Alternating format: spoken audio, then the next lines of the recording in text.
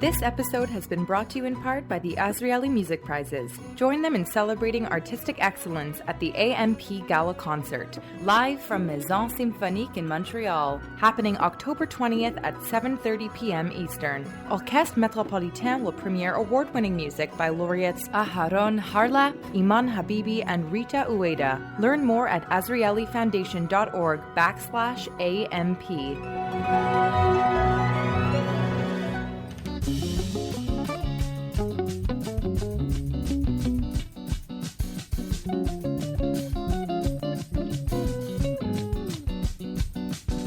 A shooting at a synagogue in Pittsburgh, Pennsylvania. Just moments ago, police reporting there are multiple casualties. At least 4 people are believed to be held hostage right now, including a rabbi at a synagogue. Well, you'll recognize, of course, some of those terrible news stories that we just heard. The murder of 11 Jews at the Tree of Life synagogue in Pittsburgh 4 years ago, and also the hostage-taking at a synagogue in Colleyville, Texas, just in January.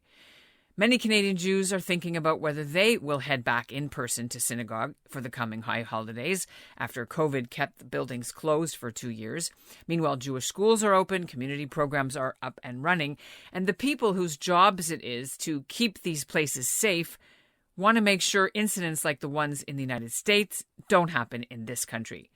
Actually, they don't expect they will happen here because of Canada's tighter gun laws, for one thing. But that doesn't mean people should let their guard down, which is why the head of community security for CIJA, the Center for Israel and Jewish Affairs, and also the newly appointed vice president of community security for Toronto's Jewish Federation have been busy conducting site visits of Jewish buildings and teaching volunteers a new protocol, what to do when something happens. It's called Run, Hide, Defend. So it is defend. It is the last fight for your life. It should be the last course of action you take. And doing that defend may buy you time to run or may buy you time to hide. I'm Ellen Besner, and this is what Jewish Canada sounds like for Wednesday, September the 14th, 2022. Welcome to the CJN Daily, the podcast of the Canadian Jewish News, sponsored by Metropia. The high holidays of 2021 looked and felt a lot different for the Jewish community. After Israel and Hamas had just been in a 2-week war, anti-Israel and anti-Jewish activists took their protests right into Jewish neighborhoods across the country. These days, things have seemed to be a little bit quieter, to me anyway, but hate crimes against Canadian Jews have not gone down. They're still at record levels. So what will it look like for these high holidays this year in 2022? Will there be even more security guards and police? And what about when the holidays are over? What then? Coming up, we'll speak with 2 of the security directors who are now in charge of keeping Canada's Jewish community safe. But first, here's what's making news elsewhere in Canada right now. I'm Mike Tepper with the Canadian Antisemitism Education Foundation, and this is what Jewish Canada sounds like. A pro-Palestinian activist turned up at the launch of the Toronto Jewish community's 2022 major fundraising campaign on Monday night. He managed to attend the whole evening, featuring former U.S. President George W. Bush, speaking on stage together with former Canadian Prime Minister Stephen Harper.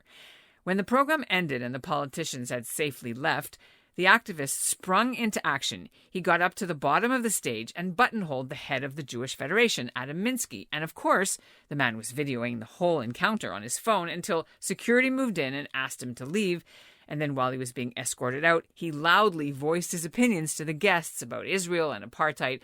And the whole thing later appeared on his YouTube channel. Here's a little of what that sounded like. Does everybody here support a free Palestine? You guys support free Palestine? You think the Israelis are killing people, innocent people? What do you guys think about that? What do you think about Shireen Abu Akleh? What do you guys think about Shireen Abu Akleh? Why? You don't care about humans? Palestinians are not human? We gotta go.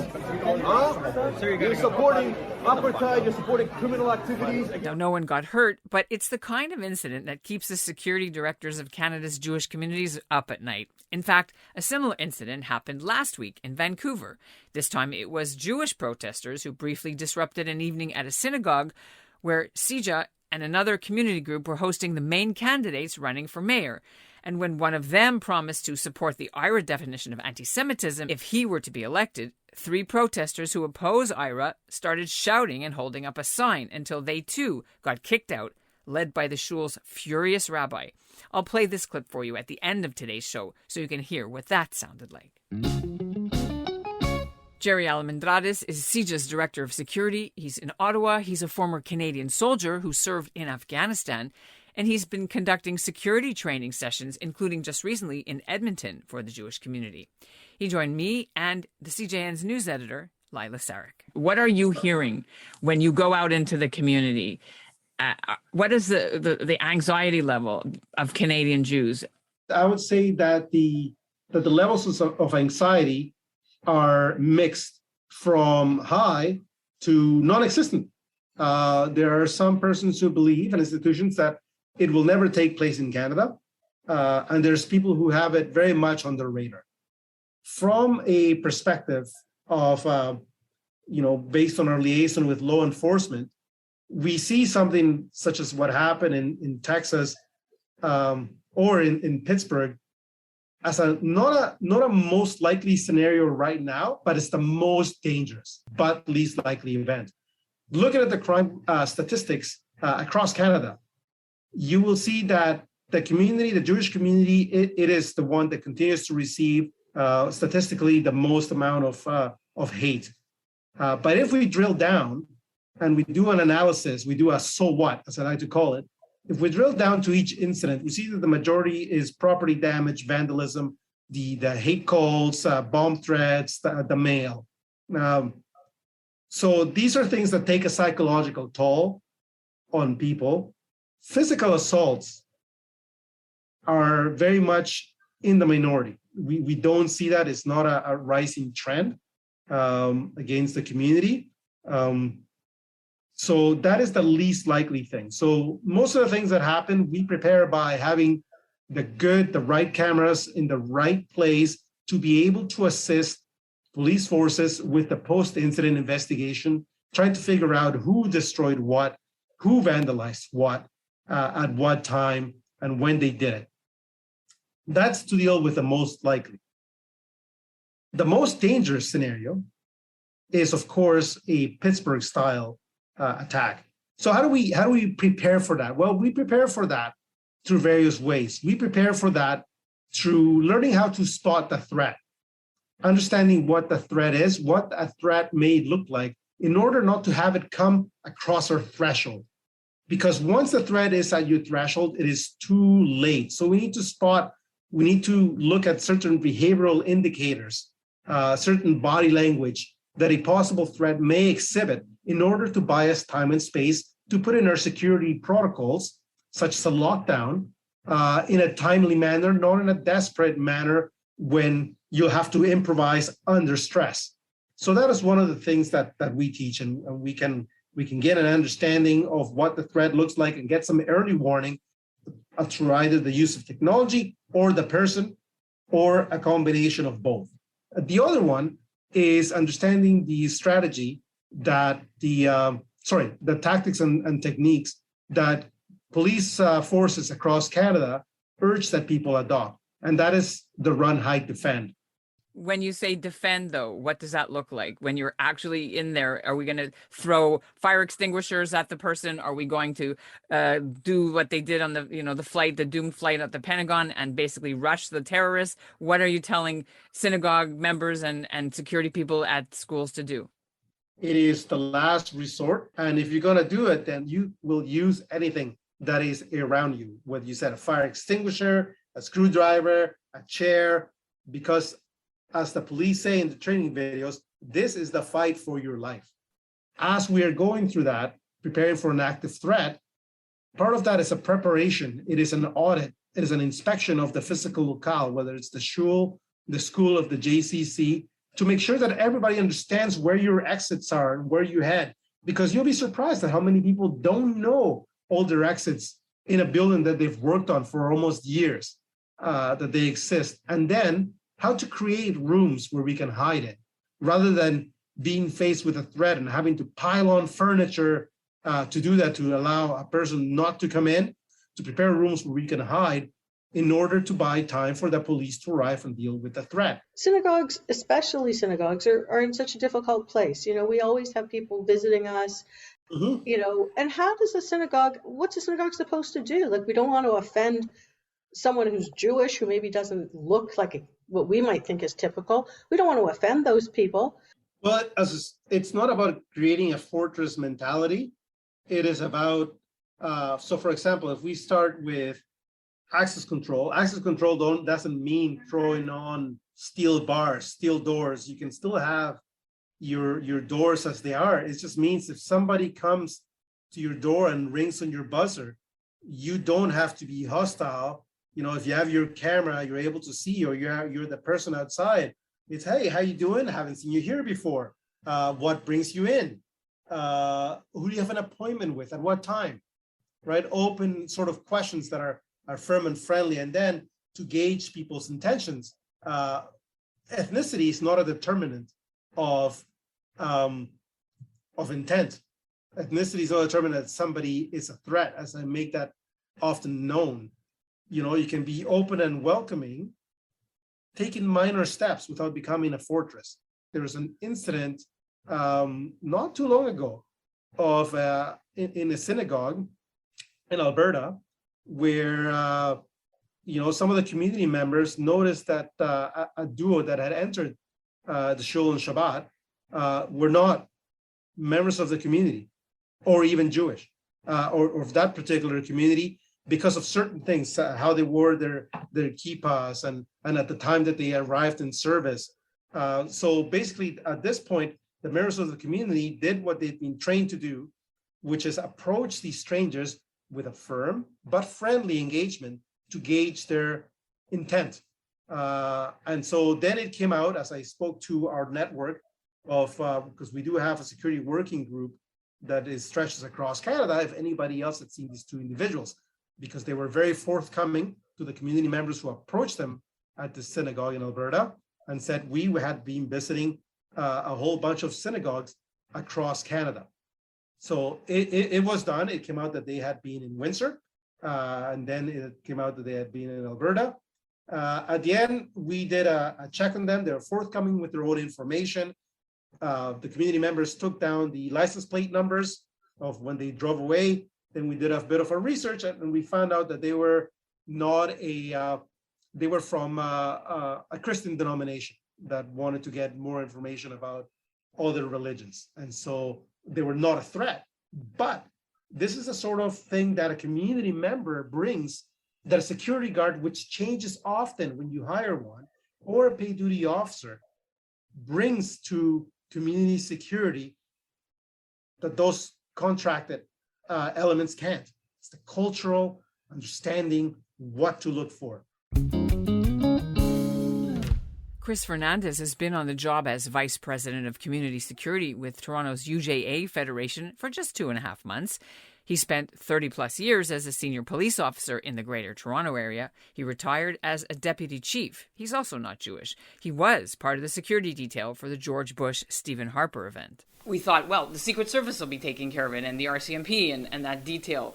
What role does UJA security, or did it also have to play? We had a strategic plan in place when it comes to security, and you mentioned the Secret Service and the RCMP, and we had some Toronto police people there as well inside the venue, and there's just the areas of the responsibility. So very often the Secret Service and the RCMP are very protective of the stage, and the two gentlemen and of course the moderator that was there, and their role is to secure that area and ensure that no one gets up close to the presenters, and they do that well. In regards to the rest of the venue, we had Toronto Police outside on foot, but also on bicycles to support our exterior. So it was a layered security plan. And as you saw, as we everybody entered the venue, there was a metal detector that everyone had to endure and go through. And of course, as you know, that's the protection for everybody. So everybody can have a safe, secure, enjoyable environment for that great event, right? And for ourselves, we had our security team in suit and tie in the theater, supporting any issues that that occurred in the audience area. So that's how we layered our security for last night, and from a security side, we were happy with our plan that we had in place. Except that there were a couple of things that happened. Can you describe them and how dangerous they were? Like, was it a 10? Was it a 1? Yeah. Was it like a 2? There was one incident where a woman was in with a banner and yelling "warmonger," right? So, was that expected? Why wasn't that prevented? Or is that no big deal, I guess? Yeah. Well, we're prepared for any event of any incident happening, and we spoke about in our briefing and our briefing with all the security folks that this could happen, and here's what our response is when it comes to to a situation like that, and quite frankly, we want to resolve those situations as peacefully, de-escalate. A lot of times you can't control the actions of the other person, but you can definitely control your actions when it comes to your communication techniques and how you de-escalate a situation and try to resolve it as peacefully as possible so everyone can enjoy the event. So in that particular instance you're talking about, we didn't identify that as a high security risk, but definitely disruptive to the event. I'm going to just bring up the video that we all saw. You've seen it now. Mm-hmm. This is a Palestinian activist. I shouldn't say he's Palestinian. He might be but an Arab activist who's a known irritant and a known agitator, activist in the community who has had clashes with the Jewish community before. How did he get to the front of the stage with the CEO and selfie with him and then do his thing? How was he allowed to in there if they know who he was? So thanks for that. And again, it's premature for me to comment on how that happened, right? Till we debrief, review how he got in, where he got in, and really, his actions while he was at the venue. I really don't want to comment on that because anything I say right now might not be accurate till I know all the facts. But you are going to include that in your debrief? Absolutely. It'll 100% be part of our debrief. So in the security industry, when we look at crisis management or emergency management, we break it down into preparedness, prevention, mitigation, response, recovery. So each piece of that we have a plan for, right? So what we want to be able to do is to look and see, could we have prevented it and how? And if it was preventable, then we're going to be prepared for that in the next, there's always a learning piece when it comes to, running events, whether it's a planned or sometimes an unplanned event. In my policing backgrounds, we had a lot of planned events where you're able to put, a very structured, comprehensive plan together. And then sometimes there's a ad hoc protest or incident and you're responding, and now you're hoping that your training and everything you've done allows you to handle it the best for everyone involved, right? Including protesters, if it's a protest, to keep everyone safe and, in an environment because, we in Canada are allowed to have peaceful protests, and we want to, in the security and the policing world, we want to ensure that people are allowed to have their voice in a safe, secure environment for everyone. So when we look at what happened last night, we just want to be able to break down, is it something we could have prevented? Is it something we could have prepared for more? Could we have mitigated better when the incident occurred? And then what's our response and recovery for that? So we're going to look at all that and do a proper evaluation on what happened and how we can do better. Let's talk about, your experience with Jewish hate crimes and Jewish community concerns. So tell us, how you are going to approach this new job when this is a big issue. Yeah. So thank you. And I want to refer back to where we start, and it's our mission statement for the UJ Federation, which talks about preserving and strengthening the quality of Jewish life. And I want to make sure I get it right, in Greater Toronto, in Canada, in Israel, and globally. So the community security part of that is really just supporting that mission. And like I mentioned earlier, the UJ Federation takes that community security very serious. And the rise in hate crime, especially anti-Semitic incidents, is alarming. So we take that very serious, and you know, in Toronto, we have a very safe Jewish community compared to other parts of the world. But it doesn't mean that we shouldn't be prepared for any incidents, any threats that we might face, and just to have what I call a healthy vigilance and awareness of situations, and be prepared, not just us at the Federation, but to ensure that our Jewish community are prepared when it comes to institutions, synagogues, Jewish schools, and that's our role is to support that preparedness. Fernandez doesn't know yet if there will be pop-up security command posts erected in Toronto's main Jewish areas during the high holidays, the way there were last year. And that's what Jewish Canada sounds like for this episode of the CJN Daily, a podcast of the Canadian Jewish News, sponsored by Metropia. Integrity, community, quality, and customer care. Today's listener shout-out goes to Ron Diamond. He wrote in about our episode on why the Queen never got to Israel. And we'll end the show, as promised, with that clip of the minor disturbance at Vancouver's Temple Shalom mayoralty event last week. So listen for Rabbi Moskowitz. I used to go to this synagogue. Then leave now! Then leave now! Then leave now! Then leave now!